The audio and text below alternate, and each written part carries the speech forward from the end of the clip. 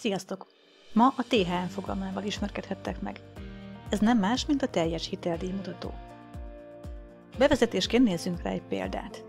Tegyük fel, hogy hitelt szeretnél felvenni, és a következő két képzeletbeli lehetőség közül választhatsz. A kérdés, hogy melyiket fogadod el. Az első banknál a kamat rendkívül kedvező, a másik bank valamivel magasabb kamattal kínálja ugyanazt. Ennek alapján, ha csak és kizárólag a kamat alapján szeretnél dönteni, akkor nyilván az első bank ajánlatát fogadnád el azonnal. Egy hitelnek viszont vannak a kamaton kívül olyan költségei és díjai is, amelyeket muszáj kifizetned, ha az adott hitelből szeretnél bármit megvenni. Ha megnézed a két bank egyéb költségeit, akkor abban is eltéréseket tapasztalsz, nem törvényszerű ugyanis, hogy mindenkinél megegyezzenek a költségek. Nem életszerű elvárás, hogy minden költséget és díjat több hitel esetében is össze tudjál hasonlítani reális időn belül. Ennek megkönnyítésére jött létre a THM, amely minden az adott hittellel összefüggő költséget és díjat magában foglaló mutató. Nézzük meg, hogy mire is tudod ezt használni. A THM alkalmas arra, hogy ne csupán az alacsony kamat mellett dönts, hanem az összes költséget figyelembe véve reálisabb képet kapj az adott hitelről. A THM a hatályos kormányrendelet értelmében a TKM-hez hasonlóan segít a különböző bankok kínáltat hiteltermékek összehasonlításában. Csak addig, amíg a TKM a befektetés oldalon, a THM a hitel oldalon fog téged segíteni. Jogos a kérdés, hogy ha van, amire használhatod, akkor mi az, amire nem tudod felhasználni. Bár az adott hiteleket a THM segítségével könnyebb összehasonlítani, van, amire azért mégsem alkalmas az a mutató. Először is nem dönt helyetted. Azt neked kell látnod, hogy összességében szükséged van az adott hiteltermékre, mint ahogy azt sem dönti el helyetted, hogy épp az adott hiteltípust választod-e. Később lesz arról szó, hogy a kormányrendelet alapján hogyan kell kiszámolni a THM értékét, ennek alapján fogod látni azt is, hogy két teljesen különböző hiteltípust a THM segítségével már csak nagyjából tudsz összehasonlítani. Emellett a THM számítást a már ismert adatokra kell építeni, így a később bekövetkező változásokra nem ad megbízható támpontot. Emiatt a THM értéke nem tükröz nagyon fontos kockázatokat. Az egyik ilyen kockázat az árfolyam kockázat.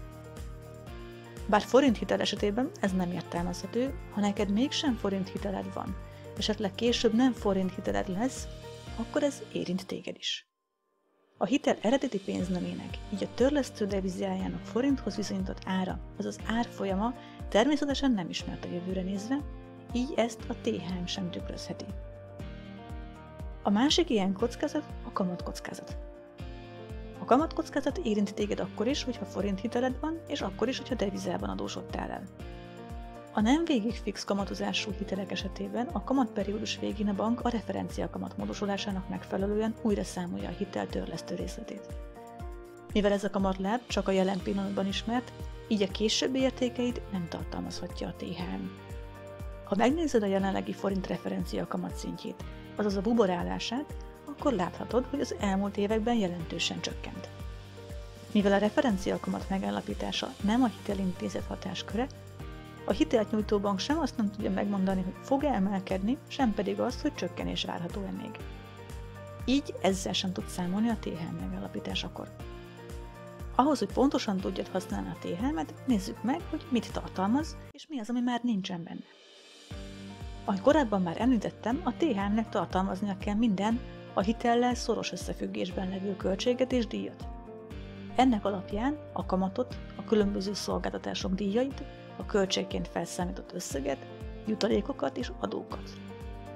Nem tartalmazza viszont az ingatlan vételével kapcsolatos díjakat, a közjegyzői díjat, a szerződésmódosítás díját, a szerződés nem fizetéséből adódó költségeket, például a késedelmi kamatot, valamint, mivel természetesen nem csak késedelemmel tudsz egy hitelt fizetni, hanem tudod azt korábban is, így a THM nem tud számolni azzal sem, hogy az előtörlesztést fogod-e használni, és hogy ez számodra mit jelent. Ennek alapján tartalmazza az értékbecslés vagy éppen helyszíni szemledíját, mivel enélkül a bank nem tudná számodra jóváhagyni a hitelt, de már nincs benne az, amiben neked került az ingatlan adásvétele. A számlavezetés díja egy érdekesebb kérdés, lévén, hogy megnyitott számla nélkül nagyon nehéz pénzt felvenni.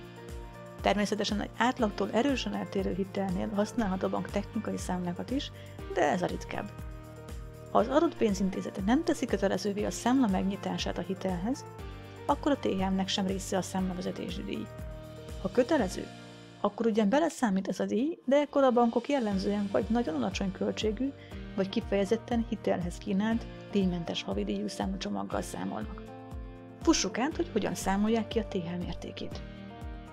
Azon túl, hogy vannak tételek, amelyeket nem tartalmazhat a mutató, van néhány korlátozás, amelyet mindenképpen figyelembe kell venni a kiszámításkor, ezek viszont minimálisan torzíthatják az értéket.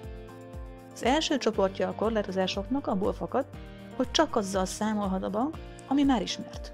Azaz, ha a tőketörlesztés időpontja vagy összege nem állapítható meg, akkor a hitelszerződés szerinti legelső időpontra kell kiszámolni a legalacsonyabb összeget. Ha a hitel lehívásának időpontját nem határozza meg a szerződés, akkor a számítás szempontjából a teljes összeget lehívottnak kell tekinteni, akkor is, hogyha ez még nem esedékes. Ha pedig változó mértékű a kamat vagy a díj, azaz nem ismert a mértéke, akkor ez esetben az utolsó, már ismert kamattal és díjjal kell számolni. Ezek számodra jelenthetnek egyaránt pozitívumot és negatívumot is a THM értékét tekintve. A következő korlátozásnál viszont egyértelműen felfelé fog mozdulni a THM érték. Mivel a bank csak azt számolja bele a mutató értékébe, ami végig fix, így nem lesz része a THM-nek az ideiglenesen adott, mondjuk indulási kedvezmény. Ettől természetesen a kedvezményt még megkapod, csak az értéket nem fogod látni a THM-ben. A THM kiszámítását a TKM-hez hasonlóan nem személyre szabottan végzik, hanem egy típuspéldán keresztül. Ez a típuspélda mindenkire kötelező, ahol nincs ilyen hiteltermék, ott az ehhez legközelebb esővel kell számolni, és jelezni kell, hogy ez nem a kötelező példa alapján jött ki. További kötelező feltételezés a típuspéldáknál, hogy feltételezik, hogy egyenletes a törlesztésük, nem pedig egyedi módon történik. Korábban már volt szó arról, hogy különböző hiteltípusokat, például a jelzáloghitelt és a hitelkártyát csak nagyjából tudod összehasonlítani, ennek okát a táblázatból is jól láthatod. Mivel itt eltérőek a példában felvett összegek, és eltérőek a futamidők is, így természetes, hogy más-más összeg fog kijönni THM értéknek is. Mielőtt levelet írnál a döntéshozóknak, hogy panaszt tegyél, megjegyzem, hogy így van ez jól. Elvégre az életszerűséget kell tükröznie, ezeknél a hiteleknél pedig ezek a számok tekinthetőek legalább nagyjából életszerűnek. A THM ezáltal azt segíti, hogy almát az almával, körtét a körtérrel tudj összehasonlítani, ne pedig mindent mindennel. Amennyiben a THM kiszámítása pontosabban érdekel, olvasd el a THM-ről szóló bejegyzést, amelynek linkjét a leírásban találod meg. A THM értékeknél vedd figyelembe, hogy neked tényleg ennyibe kerül. Azaz, ha azt látod, hogy 25%-os THM-re kínálják az adott hitelkártyát, az pont ugyanazt jelenti, mint hogyha az ebből vásárolt áru ennyivel lenne drágább. Gondold át, hogy így is megírje, vagy csak nagyon szeretnéd. A bank oda fogja neked adni a hitelt az adott THM értékkel, ha úgy látja, hogy valószínűleg vissza fogod tudni fizetni. Azt nem fogja vizsgálni, hogy számodra ez előnyöse. A THM ezáltal arra is alkalmas, hogy felelősebben tudjál hitni. Iratkozz fel a csatornára, hogy elsőként kapj el hírt a frissítésekről, és lájkold a videót, hogyha tetszett.